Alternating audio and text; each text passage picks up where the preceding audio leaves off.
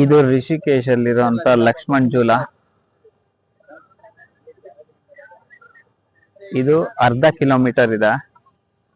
ಗಂಗಾ ನದಿ ಮೇಲಿರುವಂತ ಲಕ್ಷ್ಮಣ್ ಜೂಲ ಇದು. ಇದು almost near to 100 years history.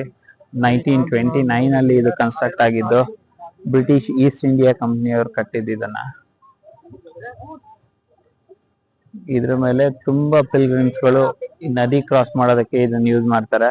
ಇಲ್ಲಿ ನದಿ ಕ್ರಾಸ್ ಮಾಡ್ಬೇಕು ಅಂದ್ರೆ ಇರುವಂತದ್ದು ಈ ಜೂಲ, ರಾಮ್ ಜೂಲ, ಲಕ್ಷ್ಮಣ್ ಜೂಲ, ಈ ರೀತಿ ಸುಮಾರು ಜೂಲಗಳಿದೆ. ಇದ್ರಲ್ಲಿ ಕೆಲವೊಂದಲ್ಲಿ ವೆಹಿಕಲ್ ಕೂಡ ಅಲೋ ಮಾಡ್ತಾರೆ. ಆಲ್ಮೋಸ್ಟ್ 500 ಫೀಟ್ ಅಷ್ಟು ಹೈಟ್ ಇದೆ ಗಂಗಾ ನದಿಯಿಂದ.